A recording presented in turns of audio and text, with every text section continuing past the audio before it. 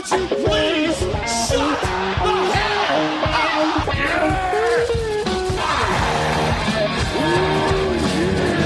The champ is Here we are again this week. The Horseshit Podcast is back live from the Horseshit Bar. I'm here with the real deal Steve O'Neill, Cannibal Chris Taylor. How the Fizzuck, that's right, I'm Snoop Dogg now. How the Fizzuck you motherfuckers doing? We're going good. I'm going Real good. good. What about you? Going good. Not sure if I've ever heard Snoop Dogg say the term Fizzuck, but I am good nonetheless. Did you watch the Snoop Dogg show on Arena TV or whatever? Snoop Dogg Dogfather. Yeah, that shit. Did you watch that? Surely he said Fizzuck on there once. Thanks everybody for tuning in and listening and downloading on iTunes. That's right, we are on iTunes. Are we trying to get to Google Play though? Fuck yeah, we're trying to, but Google Play isn't actually available in Adelaide. Sorry, not Adelaide. In Australia for podcast streaming. Wow. It's everywhere else in the world so far, but not Australia. As soon as it's launched here through our Buzzsprout, we'll be on Google fucking Plizzy. Plizzy. Snoop said that, right? Plizzy? Dude. I don't think so. Fuck, he did. TheHSP@hotmail.com. Check us out on the email. Get us on YouTube. Check for The HSP on iTunes. Just search for The HSP. We're only the 35th down. No, just kidding. We're about 4 or 5 down. The HSP. There's lots of horse shit on iTunes, Brown. But Actually, sorry Blake, but I actually okay, got an you're email during the week from a guy called Fuck off. Justin Evans. He said, I can't believe that Cannibal doesn't know who the model Rick Martel is. Justin Evans even knows who Rick emailed Martel me is. and said he cannot believe that Cannibal, a guy on your podcast, doesn't know who. Dude, What? that's a made-up name. Man. No, it's isn't. not. All right? I've It's got a the email. made-up name. Justin So Evans. Don't say Evans. that, all right, and try and make me look like a twat. In this I week, do it myself fine, okay? Looking forward to asking our guest Paul Roberts today if he knows who the model Rick Martel is, and I guarantee you he Of course will know. he fucking doesn't. He don't give a fuck. you don't reckon the voice of PWSA, the mainstay for pro wrestling South Australia, the president of PWSA here in Adelaide. If he wants to live Knows who long, Rick yeah, Martel he won't know who he is, all my right? son. All right, my Cannibal son. will have to pull out a big spear on his candy ass. Anyway, now look, ladies and gentlemen, this man, he is the voice of PWSA Wrestling, which is Pro Wrestling South Australia. He is none other than the man, Paul Roberts. Hey, here he is. All right, thank you very much, gentlemen. What, you got a bit desperate this week for a guest. Absolutely not. Hey. No, that's not the case, man. You were only the 17th person we called. So I'm not quite at the bottom of the list. no. Nowhere near. No. Nowhere We had near. another 2. And Helen Keller didn't answer her phone. Hey, straight off the bat, do you know who the model Rick Martel is? The model Rick Martel. I'm getting Cannibal some sort of weird sign from Cannibal over here. He's giving but- you the Iggy. You don't know who the fuck he is. Well, unfortunately, I'm that old that I do know who the I model Rick knew. Martel is. I'm not that old. From, There you go. from a nobody to tagging with Tito Santana in Strikeforce to the model, his best character of all time, the Perfect. model Rick Martel, the arrogance. Hashtag perfect. He was a damn good worker, though, wasn't he? Absolutely, very good worker and not used well by WWF, as plenty of people haven't been. Did he get an over time. IC champ? Was he an IC champ? He was the IC champion, I'm sure of it. But then again, we called, and actually I have to call apologies, is because a couple of weeks ago we said that there was never a Divas main event and a Well, leader. not we, you. No, and you agreed, you fuck. You said it never would happen. Anyway, Trish and Lita did actually main event Raw about 4,000 years ago. Anyway, who gives a fuck about that? Apologies. Enough from you back there.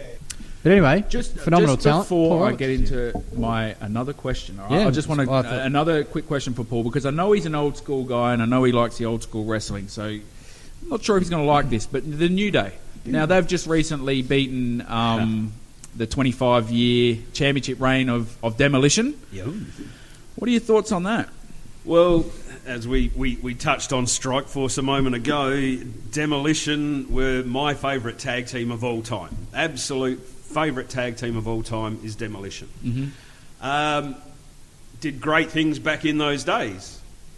But the New Day do a lot of good stuff these days. They are very entertaining. They can wrestle as well, but very entertaining, and the crowd gets into them. And I don't know whether you'd say give them that title of the longest reigning tag team champion. That's a big thing, isn't it, Paul? It's Like, huge thing. That's a huge thing. That's Pretty the history. huge, yeah. Over Demolition, who was in the heyday as such in the Yes. mid-90s, late 90s. I wouldn't have given it to him myself, that title, but look, like I said, New Day still very, very good for this day and age in WWE. I can see that the tears are being held back here. Oh, I know that Paul Robbins is a big Demolition Forced fan. that out. Yes. He's forced that out. Yeah, they're all right. I like it. Yeah, they're right. I love Demolition. No, but I'm with you. And to be honest, a lot of people that I've talked to as well kind of have the same kind of view. Respect New Day and understand that they are doing a fantastic job. Probably selling a boatload of merch as well, which always helps your cause. You see how much for one of those glowing horns Yeah. at the live show? $50. Mind you get it for $15 on the WWEshop.com. Yeah, and it's probably made for probably, Fuck. 15 cents. It's bought like fucking 8 of those at the live show. All right, so I'm going to go into my first question. Let's do it. Okay, that Questions. Question. I've got notes. I'm not used to that. I usually give the questions. I know. What's going on? You're on the other side of it. It's kind the of other cool. side. When the you've got bar. the answers, we change the questions. It's kind of cool. I like it. That was a Right. Parker thing. I want to kind of touch on how you initially got into the business.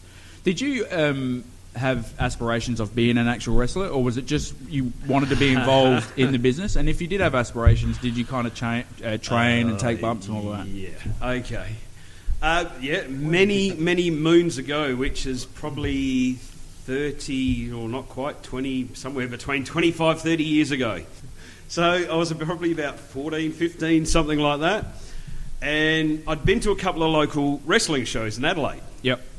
And later, no, it wasn't. It was pre-Steve O'Neill days. I'm talking like I'm 14 years old. Like Thank God for that, because his head's big enough as it is, mate. So. I can Paul, get to him later on. Don't worry about that. Paul, were you at the show with at Thebarton Theatre with Jushin Thunder Liger and Jake Roberts in '93? There's a bad story with that. No, I didn't get there. Okay. Yeah, no, I don't want to know about that one. So I'd been to a couple of local shows. There was one out at the Bridgeway Hotel, Paraka. Went to one at the Old Line in North Adelaide and the Woodville Town Hall. Awesome. And had old guys like Mad Max. And, Mad Max Miller. Yes. Guy in Wolf Creek. Yes. And the condemned. Yep. And back then, like when you're 14 years old, the guy seemed like he was a total psycho to you. Yeah, he was a monster, wasn't he? Scared of him. Yeah. And he got heat, didn't he? Oh, absolutely. Yeah. So me and a mate approached him. How old were you then? 14, Yep. 15, something like that. We said, look, we're interested in becoming wrestlers. So he said, Aboriginal Community Centre in Wakefield Street is where they held their training. So come time, my mate bailed out already. Yeah. I don't think he even got to the first training. If he did, it was only the first one. Yep. So went to that training place, learned it all. So they started, doing weights, and I was learning some lockups and all that sort of stuff. Doing it for a few weeks. Now, I was always a big boy. Yep. Not a very physical specimen, you could say. Right. And we get to this night down the track. They get me in the ring, stand there and flip. Like, I've never learnt to even bump. Okay. Forward flip onto your back. Yeah. No, break my neck. You crazy? Had you ever done a flip on a trampoline? No, not really. Okay. Like I said, That's a different kettle of fish. so couldn't get these flips, so I sort of spat the chewy. That Yep. was it, at that age it's like, yeah. So that was it. As for getting involved to get to where we are now... Did you still continue to follow wrestling after that Barrett absolutely. experience? Okay, Yeah, cool. yeah. Still, So it didn't put you off being a fan? No, it didn't put me off of wrestling. And they didn't stretch you out or nothing like that? No. Okay.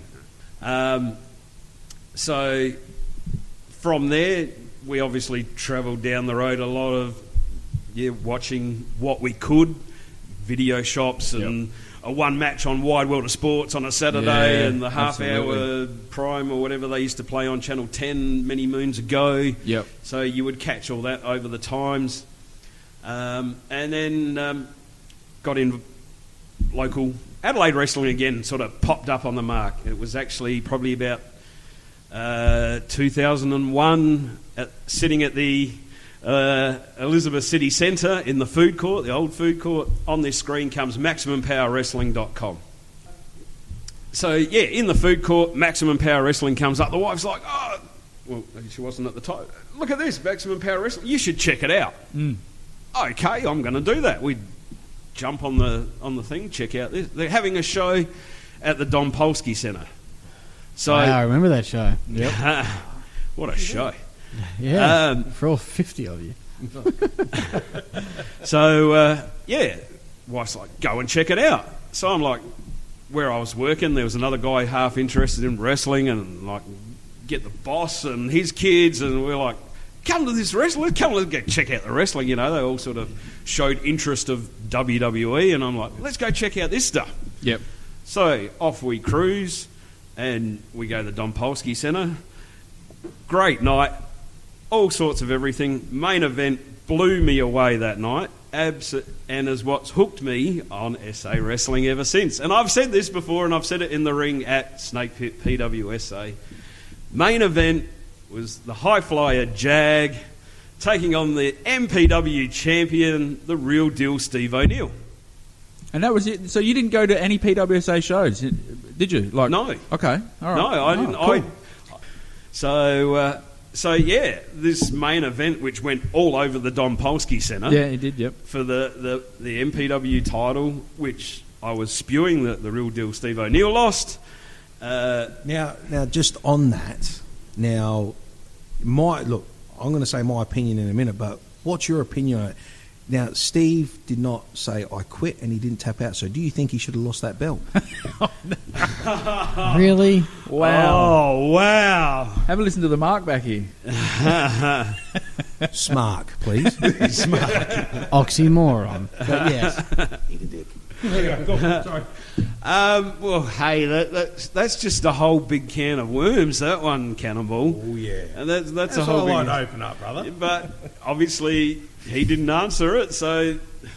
No, I mean, this is cool because I've never actually talked to you about this. And No. I always, I kind of thought that you were just hamming it up a little bit when you're doing those in-ring intros. promos. Yeah, like... No. So this is legit. This is 110% legit. You and Jag hooked me on Adelaide Wrestling to this day.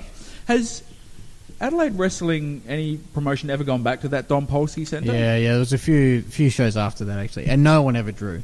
to be Yeah, honest. okay. I promoted that venue twice. And I don't know why I didn't learn from the first one. Everyone else only went there once. But I was like, I'll try a second time. It was a pretty good venue. It's a fucking killer venue. The setup is awesome. It was old school It sort was like of... ECW, like Manhattan Center kind had of. the The small. balcony around it. That's awesome. One of the best venues I've ever wrestled in. It was up there, one of the best. It was right up there, I reckon, back to back with Octagon. But no one drew there. Well, now, no hang one on a drew. sec. No, I'm serious. All with the right. balconies around, the ground seating, with two different bars, the dressing rooms are really fucking cool Location. and big. Location's what killed it, I reckon. In Oh, the middle yeah, of the city, there was no car parking. No car parking. No one ever drew there. Boxing does though, so different audience. So you seen that show, Yes. and then you would have contacted someone after that? I just followed the MPW as Yeah. such, and then the next big show, they weren't running a lot of shows from memory back at that stage. And then I reckon the next main show I remember from there was the last one at the Octagon Yep. at Elizabeth with the flaming tables with Havoc and Chopper. Coleman. Chopper Coleman, war. And ask Steve if Chopper went through the table. No, I wasn't there. Oh, he wasn't there? ask Steve if he's ever gone through a flaming table. He's hit one. He's hit one. I've hit one and bounced off it. Thank fuck. Who wants to go through it? You lose. As a wrestling fan back in that day was pretty good because Yeah. 1 week I could go to Snake Pit, 1 week I could go to HRPW, 1 week I could go to RCW, another week I could go to EPW Adelaide. And you were that much of a loyal fan that you Yeah. were doing that? That's awesome. And as one of the promoters during that time, it was very difficult to not clash. But all promotions involved, we did everything we could not to clash with each other. So fans like yourself, Paul, could attend every show, and we could all make the most of it. We could all get someone's $10, try do some business. So fans like Paul that we appreciate. Now there's a lot of people like Paul that are now involved in the business as a result. If you listen to last week's cast, you'll hear Blake talk about me sort of having contact with himself near the end of HRPW. So, yeah, like I said, the first point of call probably that I attempted anyone was Blake, just purely because I had a heap of photos from a show with a cage with a big tag team. It was tag team titles or something. Yeah, fuck. I was Joel hoping you were going to was- mention myself versus Radic, but no, yeah, I think it was Joel Bateman and Joe Mundy versus myself and Big Mike Boomer, actually, in a tag team title match in the cage in Port Adelaide. Taparoo, Taparoo down at the old centre down there. That's the one. So, yeah, I'd sort of contacted you about that, about getting the photos to you and stuff like that, and I had my HR T-shirt and my Raven T-shirt. That's right. Had that contact, but then, yeah, obviously HRPW closed down. One night... Second time. Out of 4. From there, I was at an RCW show. And during intermission, wander outside, and I run into Joel Bateman. And I'd seen Joel, obviously, on HRPW shows. And we just started talking. And he started mentioning he was running PWI, doing country shows throughout South Australia. And so we just had general chat, no worries, sort of left it at that. That's when Facebook was becoming a thing. I added him on Facebook, so we were friends on there. One day he pops up, wants someone to build him a website for PWI. Oh, hello, I do a bit of website stuff. I'll jump in here. I'll build your website. Cool. From that, I start going along to PWI shows, even though it's travelling out to Nuriupta and Tanunda and stuff like that. One night, he's running no cameraman. So, I'll run around with the camera. So, from that, got fairly good at doing camera work. From that, we decided to make a little half-hour YouTube show. We called it Cyber Slam. So, he wanted to do commentary to that. And back then, I wouldn't talk on a microphone for the life of me. You don't stand up in front of people and talk. Poo your pants sort of stuff, you know, like, don't like that. I remember even at the end of one show at Moonta for PWI, and Joel's just like, say this on the microphone. Nah, man, I'm not doing that. Not that you could even see me. I'm backstage. All I had to do was say this thing. Oh, no, I'm not saying that. I'm not getting on the microphone. What? Talking about? You know, you lost the plot. But it was all right doing the commentary from home in my shed. Me and Michael Weaver would put the matches together for the half hour. We'd sit there and we'd try and do the commentary for this show. Joel said, it's good, but you can tell you're sitting at home watching it and you're not excited about it. So how are we going to fix this? So we went to actually doing the same thing but live at the shows. So the crowd couldn't hear us as such unless they were sitting near us, but me and Weaver would sit there with the headphones on, the laptop on the desk, and we would commentate to the shows live. So we had that excitement, the everything happening, seeing it as it happens. So we started doing the commentary, just lined it up afterwards. Bingo, done. From there, obviously PWI started to come to a close. And I thought, wow, this is bad. Like, what am I going to do now? PWI, and I'm having a bit of fun here. It was a bit rough doing the country shows. Like, I'd get up, 6 a.m. Saturday morning, go and get the bus, go and get the ring from Snake Pit, go and pick everyone up in the bus with the trailer, drive to Moonta, Victor Harbour, Berry, or wherever we were going, set up a show, do a show, pack it all down, do the reverse, get home 6 a.m. Sunday morning. So I fucking don't miss those days. No, I can't say. So if anyone wants to know if I've sort of paid any dues, I may not have inside the ring very much, but at times, it was me and Michael Weaver putting a ring up and down at Berry. Like a lot of the talent from PWI were all guys from Melbourne. So they've driven to Adelaide first before we have to drive another hour and a half or 3 hours to Berry. So I can understand why those guys, they're obviously working matches and very tired. So it came down at times like me and, Michael Weaver putting a ring up, taking it down. I remember one night tying the last stuff on the trailer, looking around thinking, where is everyone? They're all on the bus. I've been there, brother. It's a shit day, isn't it? But you do it because you love the business, right? Which is exactly why you're here. That's exactly right. So if anyone wants to know, I can put a ring up and down and do all that stuff, no dramas. Just hope you don't have to. Exactly. That's why it's nice having an arena. Yeah, right. From PWI closing, and then I had the fun of making Power Slam for about 5 years straight, each and every week. I did that for, and obviously you guys took over the TV from HRPW. When HRPW started, I was doing, apart from the second weekend, I edited it, I commentated, I did everything I possibly could on that show. And the editing, I did every week for 52 weeks. And it drove me nuts. Driving to fucking Channel 44 office, on the Wednesday, 2 hours before the show goes to air. And you did it for 5 fucking years. I do not envy you, Paul Roberts. 2011, early 2011, until we finished putting it to air early this year.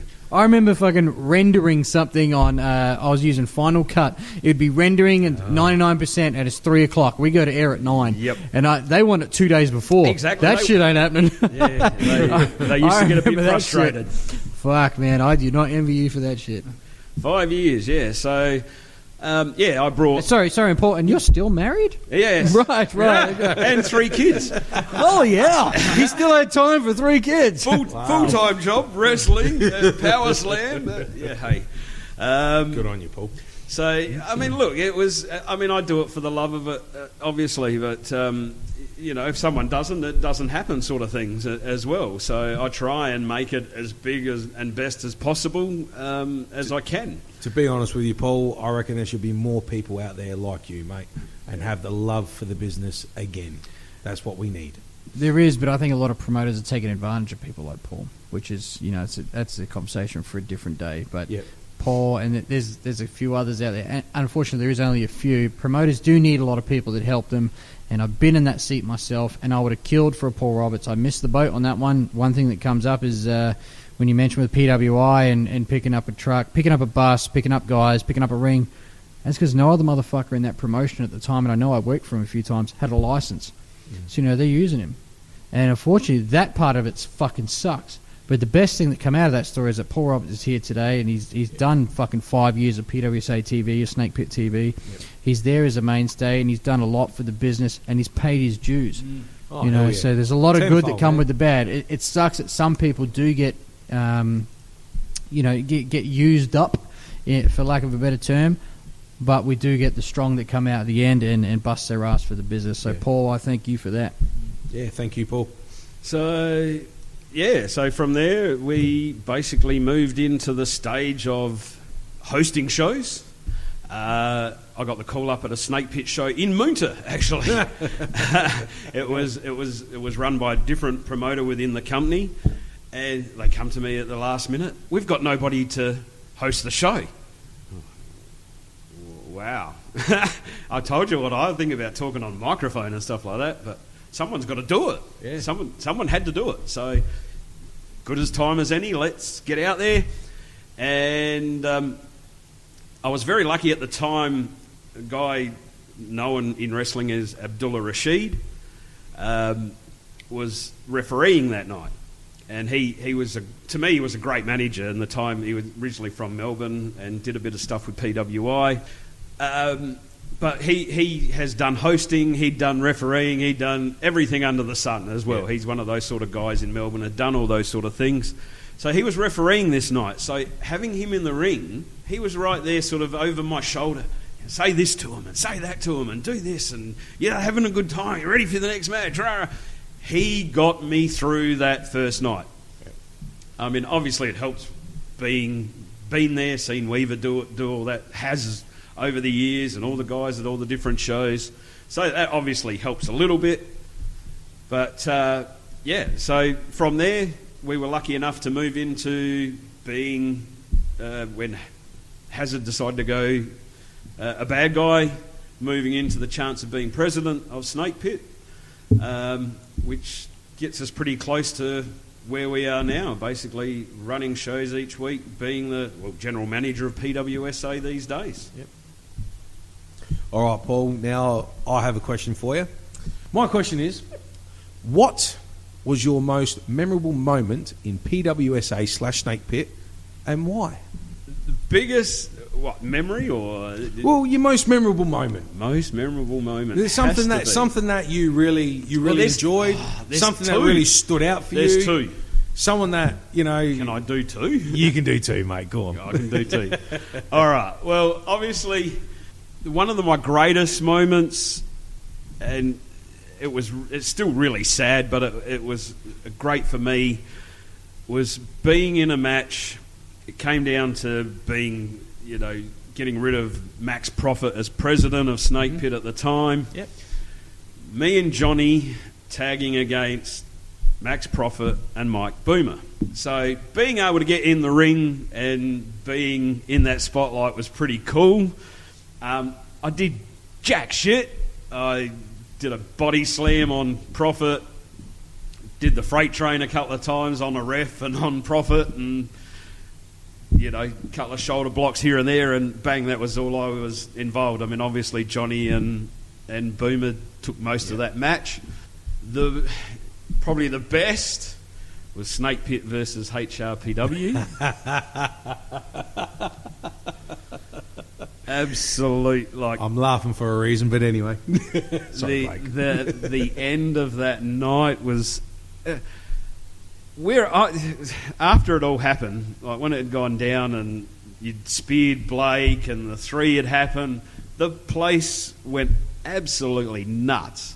And I couldn't even hear myself talk. I'm talking on the microphone over the PA, which normally overpowers most things, and I couldn't hear a thing.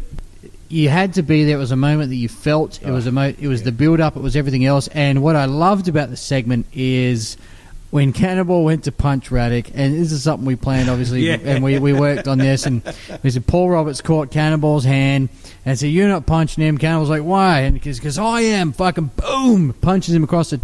It wasn't the nicest punch in history. It wasn't the cleanest. It wasn't sold the best, but it looked raw. It looked like you punched Johnny Radic, not as a professional wrestler, but as a guy that wanted to fucking punch another fucking guy. And that's what I loved about it. That was gold. I have to say, it was interesting at the time when this all went down, the original purchase of HRPW, which obviously was a very easy, clean-cut thing, and then we turned it into the story that happened. Yeah. And look, a lot of guys were very wary of having Blake at Snake Pit. True. There's a reason he's called the King of Controversy. Is there? Paul, he's still a wanker. Yeah. Anyway. Fuck off. Look, I had conversations with lots of guys, and I said to them, look, we have to respect what they've done, Snake Pit spending the money purchasing HRPW. What I said to these guys when they were, I don't know about having Blake there, I said, you know what? If Blake didn't come and do this, it wouldn't have happened. Yeah. It wouldn't have had the impact that it was going to have. I mean, I was saying this before it all even went down. I said, you've got to respect what Snake Pit put on the line to get HRPW. Business is the key word. Exactly it. You don't have to get along with everyone. At this time, you need to worry about the business. 100%. But by you saying that, though, I can kind of see where you're getting at. A lot of the guys that were very iffy with my good friend, I'll say Blake, they wanted to jump on board with the HRPW thing. Oh, look, it changed when it all came. That's because it was cool. Yeah, it was. These are the same guys that were worried about it. It's the biggest thing in SA wrestling that I've seen in the whole time. There was people from other companies that were invested in this storyline, and that's why I said we need Blake there. We need Blake Well, it wouldn't and have all worked. the It's- HR it guys. wouldn't have worked, would it? If Blake wasn't there, Exactly. it would not have got This over. is what I And said to him. I know it's a completely different kettle of fish, slightly bigger when the WCW invasion happened, but it was nowhere slightly You're bigger. comparing it- But no, Is no, that- but you make it was that's nowhere. That was nowhere near as big as it could have been without Hogan, Sting, Yeah. Nash. These guys, if they were there when the invasion happened, it would have been a much bigger kettle of fish. Well, see, That's true. And I know it's very fucking different, but HRPW is me. we needed Blake there because he is HRPW. And yep. Him and Ben Johns rolling up Yeah. made everyone's jaw hit the fucking concrete in the PWSA or Snake Pit Arena because it's Blake Mitchell there. And not even the fans, the wrestlers out the back. When Ben Johns, sorry Steve, but Ben Johns and I rocked up to the building about 4 o'clock, only about 75 hours before showtime, which I fucking still regret. But when we rocked up, Johnny, Mark. the promoters and stuff didn't tell the other wrestlers and a lot of the other wrestlers that we were coming and what the angle was. We rocked up and got looked at like we had punched their mums in the tits. Yeah. Yeah, and a few of them shook hands, and I'll give him credit for it. The first guy that come up to me out of the ring, over the barrier, straight to the roller door, shake my hand, say hello, was Lawson. And Brian Lawson did that because he was brought in with the guys from RCW originally, who I break in with the business, so a similar kettle of fish. But they come in and he shook my hand and said hello and introduced himself. But even when I was getting my gear out the back, which is very loosely used, the word gear, but and I had the HRPW T-shirt on, and they're like, "What the fuck?" And I was going to go out to the ring in a HRPW T-shirt and Snake Pit. I know this is low key compared to like the world of pro wrestling, but the boys in the back were even like, what the fuck is about to happen? Like, what? This doesn't make sense. This isn't meant to happen. But that's the thing, though. Every good storyline in pro wrestling has an element of reality to it. Realism, exactly. You know, like, look at any of them over the years. I mean, you know, Stone Cold and Vince, everyone wants to beat their boss up.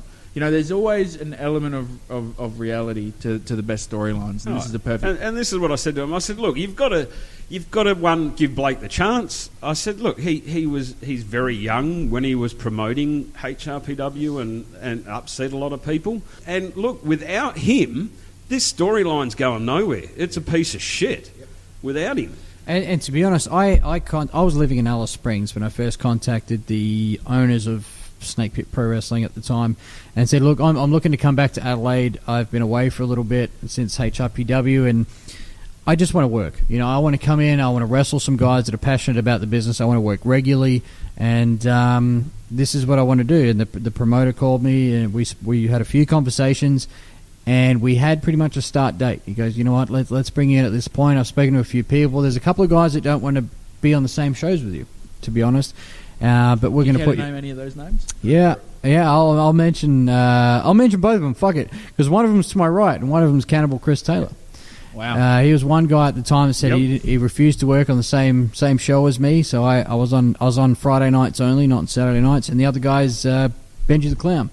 And the reason I'll mention both, one of the ones I had the conversation with. Yeah, and Benji's a guy I brought into the business. I trained in the business, and he did good business for me. And I paid him better than any other promoter has, because I paid him. But I put him over as HRPW champion. But the reason I was happy to mention both names is because the angle was getting over.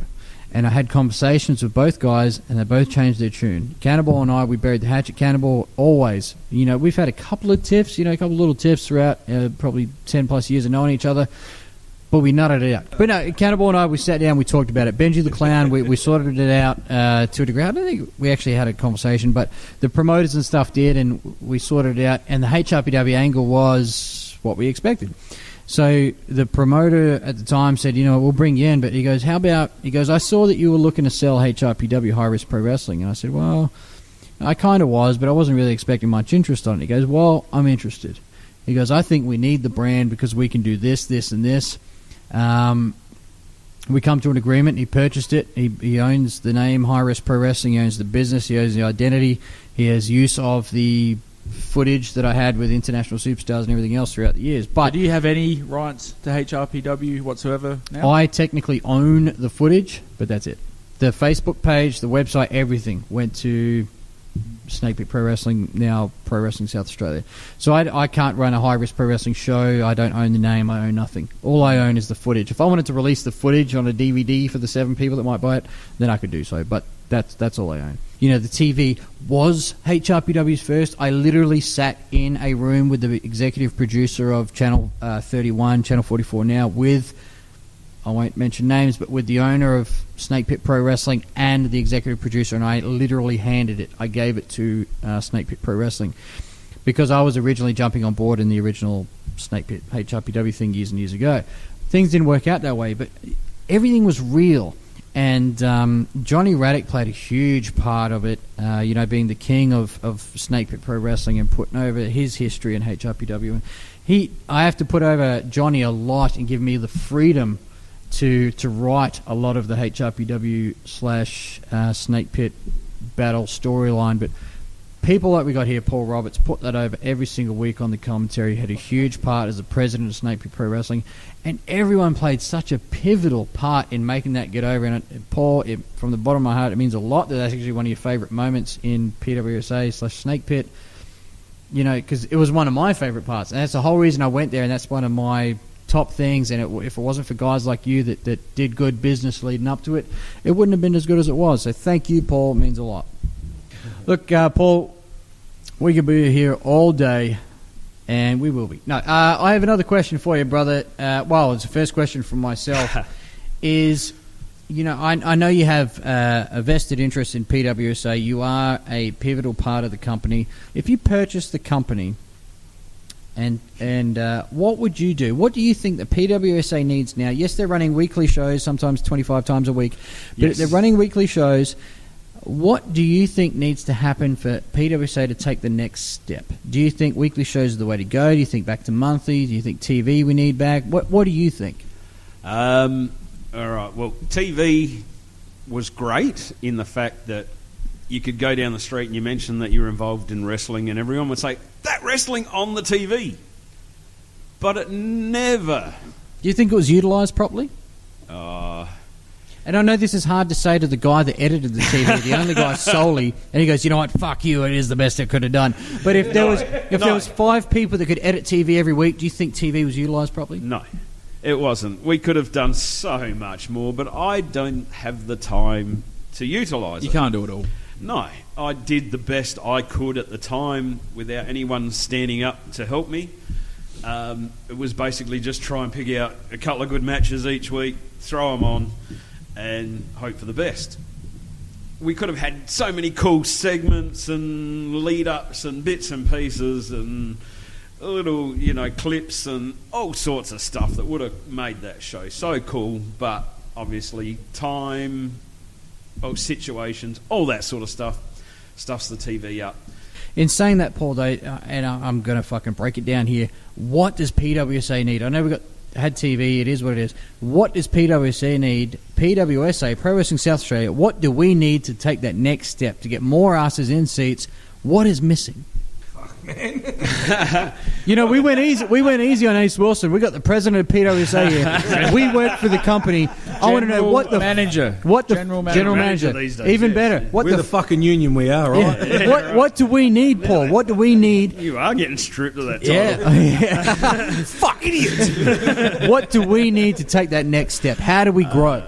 All right. Well, I think weekly is too much. That is too much. I understand we need to run weekly for certain reasons, to keep the arena that we have. So you think weekly shows are too much? So we're better off getting 300 people once a month than 70 people 4 times a I month? would have gone back to the fortnightly plan. Good call. One Saturday a month, one Friday a month. Outside of that, I wouldn't have looked at running too much myself. Yep. And obviously, look, the PWSA arena is nice, but obviously is not a financial way to go. There's a lot involved in it, obviously. Yeah. Are there still gym fees these days? I believe there is. The guys still have They to just pay for never training pay 'em. fees. Yeah, and that's another kettle of fish. that's an issue. Oh, it is. It's a big issue. And again, it's, you know, and we're not here to shit on anything. It's all hypothetical. You know, Paul Roberts is not the complete owner and buying PWSA tomorrow, and none of us are. hypothetical question. Exactly right. So it's all easy for us to say, let's drop weekly shows to, you know, but there is other things obviously to think about. So if I was in that situation, I wouldn't run those weekly shows. I'd do one Friday a month, one Saturday a month, see how that cruise down the track. Obviously look for more people that have got time and the ability than myself to be doing everything. Getting, like I used to do with PWI, I had the time at that stage because we weren't weekly TV and stuff like that. I made brilliant highlight clips, which put a lot of guys over that used to come over from Melbourne for PWI that weren't getting booked in Melbourne. And we were making these highlight clips, and these guys were then getting booked because they looked so great in these highlight clips. I'd love to do that stuff for PWSA. Obviously, if we had the opportunity, TV is still a good thing, or advertising in that mean would be still a good thing, but you've got to really have a good crack at it. Cannibal Chris Taylor, Paul Roberts is here. Have you got a question? Let's do it. I do have another question for you, Paul. What do you think of the WWE Network? And what is your favourite show on the WWE Network? Interesting question. Ooh. I love the network, got the network. Once again, I don't get to utilise the network because I don't have that time. Mm-hmm. And the bizarre thing is, other than watching the pay-per-views, maybe a bit of NXT, Okay. it's all old school that I watch. Fair enough. I love digging through the old stuff, which I grew up with. Okay. What do you... You seen any matches with Rick Martel? He's a wanker. Anyway, but no, look, Paul, obviously there are some other shows that are on the WWE Network. You got Swerved. You've also got... There was the... Legends House. How fucking good was Legends House. House? Pretty much I what I was did watch trying to Legends say. House. How good was Legends House? That was magic. Man, I'm still And I waiting for wanted the to do second another season. one. Yeah, same, but Piper's not returning emails. Harsh. Bro, man, come on. I'm getting him done on the other leg, you know. Are you really? Yes. Good man. Fucking Good hell. man. When man. you get the answers, we change the questions. See, like, you know, you got your Legends House, you got Swerved, you know, there's another couple of shows on there. Foley's bitches. Foley's got I his own watched show. one episode of Christian and Edge. That's the other one I That wanted was to talk alright about. for what it It was. was alright, But they're but very yeah. cheap shows, aren't Yeah. I've seen 1 or 2 episodes of Holy Foley. Yes. And I watched the first one because she's hot as shit. yeah, that's about it. Same with his Foley's daughter. man. Oh, yeah. I thought we were talking about Foley. But yeah, the daughter's cute as. Yeah. That's some respect, man. Damn, girl. You got to like that limp. Yeah. Hey, you talking about the daughter? What happened to her? Why she got a She limp? fell through a steel cage. That's what I heard. Yeah. Someone fell through her. Carry on. Oh, Blake, enough. Foley's not listening. If he Does listens, live in he's going to hear California? that. But yeah, outside of that, it's generally been old school. You know, that's what digging up the old AWA stuff and all that sort of stuff. So I love the old school stuff too. But when I say old school, I'm more talking about your old school's probably different than my old school. Yeah. Well, you know what? I Cannibal's remember- pretty old. Yeah, but I'm still. I remember I'm sitting, still older than I remember all of sitting you. at home. I remember sitting at home, and I think it was on Channel 10, and it was WrestleMania 1. WrestleMania. The first WrestleMania. Yes. I remember watching that as a kid, and it was like the main event was Mr. T and Rowdy Roddy Piper in a And it boxing still match. is, yeah. Yes, Mr. No. T still going, brother.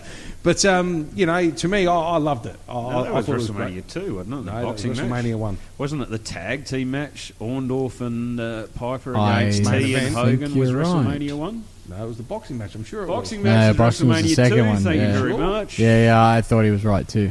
And I was born the main after event that. of I'm WrestleMania going to 2 was Google that Bundy shit. and I'm going Hogan to Google in the that shit. cage. Go fuck yourselves, all right? And the main event of WrestleMania 2 was Bundy and Hogan in the cage. Exactly right. Yep. WrestleMania 2. That's getting added to your list of shitness.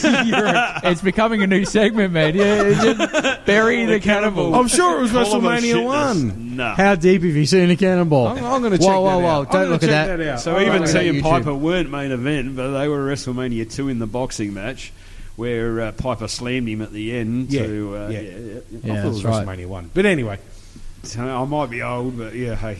We don't. We're not here for facts. No. Well, look, I don't know any, obviously. So That's all right, Rick. go fuck yourselves. But no, look, I remember watching WrestleMania 1, and I do. When he was I do. 85. Steve, you don't have a microphone. Shut up. Love it. Next segment is something that I appreciate, I love, I find entertaining, and that is word association. So we're going to throw a word out. Obviously, our guest here tonight is the one and only Paul Roberts from PWSA. The voice of SA Wrestling. Oh, Hazard will be pissed. Yep. Yep, I tried. So we got shoot word on association. I guess I'm going to go first. Yeah, do it. I'm going to throw it at you, Paul. What is the first thing that comes to your mind when I mention HRPW, High Risk Pro Wrestling? Look, obviously was a fan at the time. Not so much now. Or what is it now? Well, hey, it's a whole different ball game now. HRPW was very probably underrated. Probably one of the first companies to bring interstate, internationals, all that sort of stuff. Probably didn't get the run that it could have or should have. Very good response. I like that. I'm happy with that. And Steve O'Neill, you got something for Paul? Yes, I do. Word association. First thing that comes to your mind when I say to you, women's wrestling. Not a big fan. Fucking love you, Paul. Yeah, look, hey, I guess it sort of has its place in a way. Where's that place? Well, at the bottom of the card. Boom! Fucking love you, Paul. Can we have him as a guest? Oh, we have. So curtain jerker, is that what you're saying? Yeah. Not necessarily, but, look, there's some people out there that enjoy it to a certain extent. Do you think that's a fashion statement, though? A little bit? It's more than it. That's all it is. It's a gimmick. It's Yeah. like midgets. Yeah. It's a gimmick. Oh, my God. Yeah, because I guess the generic argument is going to be, well, how come Ronda Rousey's the biggest or the second biggest star in UFC, but in women's wrestling, they're only going to be curtain jerking? Different kettle of fish. The girls and so I know, Paul, this is your segment. The girls in WWE are the shit. They are not well, okay, hang on. Before I say that, they're athletes, but they are not fighters. They are models. They're supermodels. They are the shits. They are fucking too busy about their hair flick and all the bullshit. Exactly. They're taught to put on a show. Ronda Rousey kicks some ass, and I'm not a big fan of the UFC. Trust me. Ronda Rousey is a star. She draws tickets because she's exactly like Brock Lesnar and now fucking McGregor. Same thing. They're a star. They're an attraction, as the women in wrestling can be. They're an attraction, but they are not going to be the fucking marquee fucking player ever. Yep. Cannibal, you got a question for Paul? I do have one for you, Paul. All right. Okay, now, can you fuck off with your phone? What comes to your mind when I say the word, and this is a 1980s wrestler that probably no one haven't heard of in a long time, Corporal Kirshner. Corporal like it. Kirshner. Corporal Kirshner. That's like WrestleMania 2 times, Cannibal. That is the one. He's fucking Googled that, hasn't he? Yeah. Kirshner? No, he was one of my favourites. I had his fucking figurine and everything. Oh, you Corporal fucking... I knew you were Kirshner. going to say that. I had him as a figurine. That's the only reason you know. He was All right, name one. He name was a one jobber. Match. Name one match. What was his finishing Name move? one match. Yeah. I know. Sleeper hole. It wasn't. What? It was a fireman's carry, wasn't it? Wasn't it a fireman's carry? Or a version of the fireman's carry slam? No. Look, that's probably the only one He's match. not a fireman, he's a soldier. Yeah, he the called one it match the I- sandbag. He did a fireman's carry. Yeah, thank you. One match I remember of him, which is probably WrestleMania 2. Hang on, Paul. Before Outside you go, of that- before you go, no. No, this ain't All of a about sudden- me. This is Hang on. about Paul. All of a sudden, No. You're a I big asked the Corporal question. Kirshner fan. Corporal Give me Kirshner. one match. Give me his best match. So I His can best YouTube match? it He during the looked week. him up on the Google. Yeah, I want to before we- YouTube it during the week so I can watch it. His best match? Yes, his Yeah. best. I don't know. Fucking, I just felt like WrestleMania bringing 2. it out. I was going to say, what was his match at WrestleMania 2 that you loved? Only match I remember of Corporal Kirshner. Oh no, I do remember a couple. Word association so not far on this podcast. You're the worst. Go on, Paul. Sorry. Yeah, all right. Paul, or Corporal... Is that legitimately your answer? Your question is Corporal Kirshner? Like, out of any name you could pull out of a hat, he pulls Corporal I Kirshner. do remember Corporal Kirshner. Answer the question, Paul. Like, Sergeant Slaughter would have been a better one. Like, come on, Corporal Yeah, this was his Kirshner. understudy. Yeah, fuck that. Look, Paul, you get an opportunity to ask us a word association each. One name, person, anything that company, whatever One it each. is. Yeah, one each. One for Steve. Fuck off, you're out. One for Cannibal, one for Blake Mitchell. Paul, you now have the floor, my friend. Oh, right. I'm going home, by the way. Cheers. On Corporal Kirshner's fucking tank. All right, well, purely because I want to see Cannibal blow his load. Mr. Perfect. No, he's going to say Stone Paul Cold. Henning. I mean, Oh, yeah. Exactly. Stone Cold Steve Austin. Just a good old fucking flip the old bird, mate. There you go. I remember. That, after everything, that is your only response is flip the bird fucking hanging What out? the fuck do you want me to say? He's a legend. I yeah. remember sitting at home watching the last WrestleMania with Luke Hazard, Tyler Daniels, and Brad Bradford. And we seen all these legends come out for this match at WrestleMania. And we knew that Steve and Cannibal would be there. We're texting him madly saying... That's true. That's true. I didn't get your text because, I was in America, so... I got him. I didn't want your text, but no. No, look, Is that honestly... the same WrestleMania that Luke Hazard didn't see the main event of? Yes, because he spent it in my toilet. Fucking Jesus. And he's supposed to be the voice of SA Wrestling. No, eh? that's why I'm the He, real was, voice. he is there the you go, voice Paul. of SA toilets. Anyway, no, look, Stone Cold Steve Austin, absolute legend. He is the man that made Raw. All right, I don't care what anyone says. He is the man that fucking made Raw to what it is. He was, mate. Look, at the end of the day, what person wouldn't want to punch out their own boss? I fell in love with that man the day when he pushed Mike Tyson. When he pushed it, I was like, oh my fucking god, this guy is.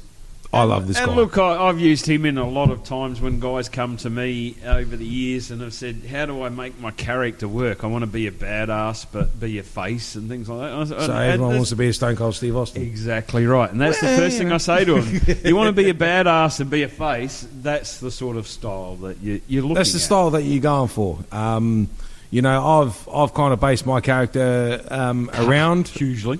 Yes, around Austin. I'm starting to grow a beard now, so what? No, look, he is the main reason that gave me a kick up the arse to find wrestling in South Australia, and I did. I actually shut up, fuck it, I did. Mr. Garrison!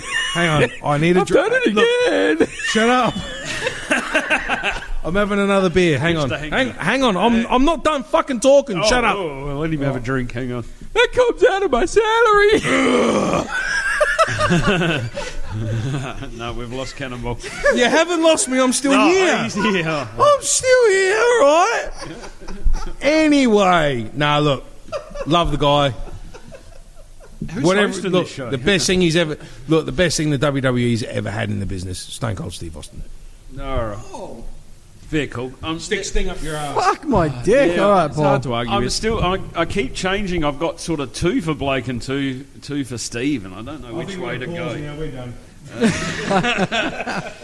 Mr. Garrison. So yeah, I don't know which way to go with that.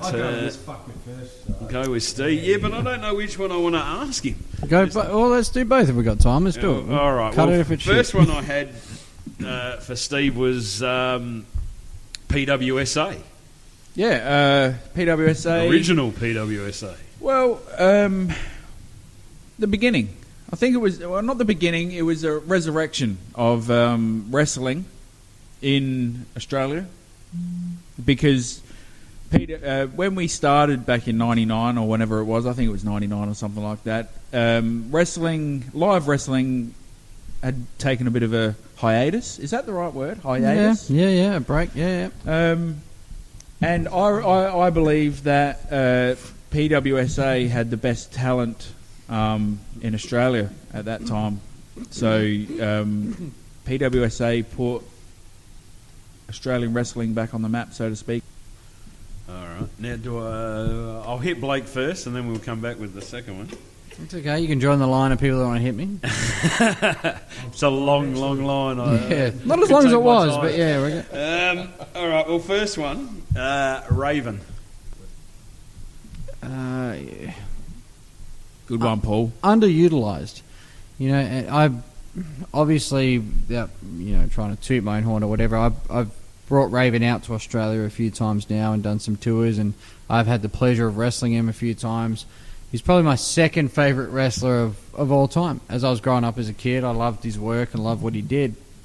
Before I even appreciated and understood what he did, but his tours of Australia Failed. Well, to a degree, I think so, but they also didn't get enough invested into them. I invested more money into the Steve Corino tours than I did the Raven tours for various reasons. At the same time I brought Raven here, I purchased $25,000 worth of WCW gear.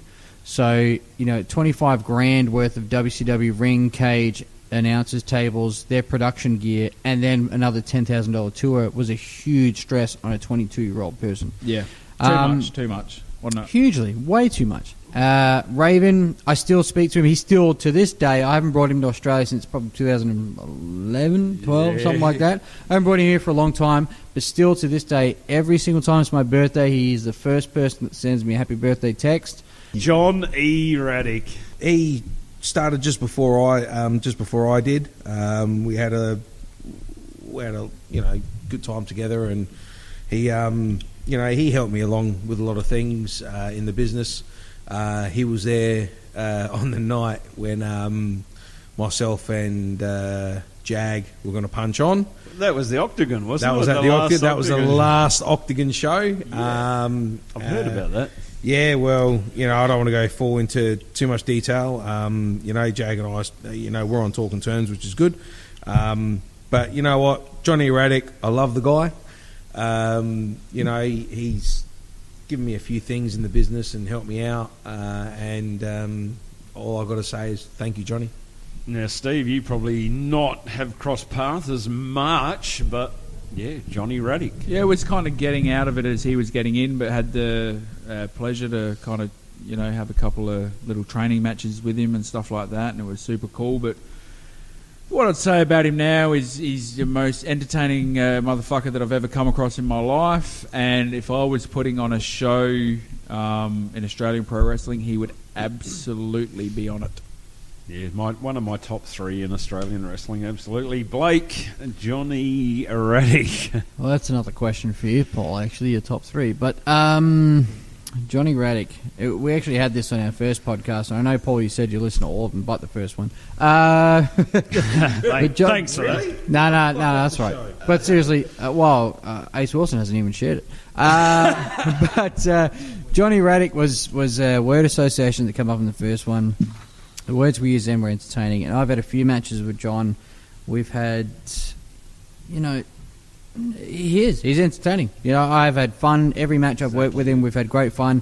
John said this to me when the HRPW angle was finishing up, that he would love to work with me again, and I'd love to work with him. We had some entertaining matches in Whyalla, Roxby Downs, Enfield, Salisbury. We had some entertaining matches around the place, and he's an entertaining guy. He's smarter for the business than what you're seeing now.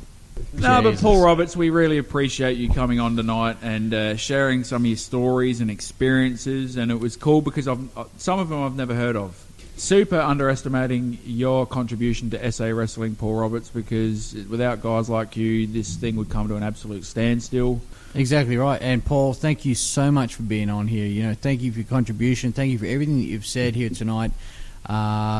Come back and say hi one day as well. It's been an absolute pleasure here at the Horseshit Bar and the Horseshit Podcast. Absolutely, I can't wait to hang out at the Horseshit Bar some more. Beautiful. Oh, it'll be great to have you back, brother. Holy hell, it was a big kiss. Wow, that was tongue. Was that tongue?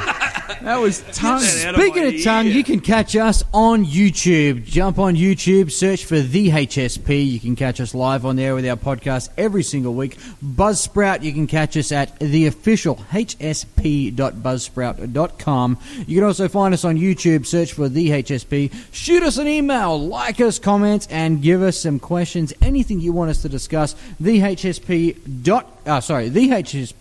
at hotmail.com. Fuck, I was doing so good till then. We're nailing it. Right? I was like fucking Daniels Direct. Catch us on thehsp at hotmail.com. Shoot us an email. Catch us on Facebook, facebook.com, the official HSP. We are on there. We are rocking. We are rolling. We are doing everything we can. Like us, love us, share us. Thank you so much. Merry Christmas, everyone. Merry Christmas, everyone, and have Have a a killer safe one. and happy New Year. Bada bing! A bing! A bing! A bing! A bing! A bing! A bing! A bing! A bing! A bing! A bing! A bing! A bing!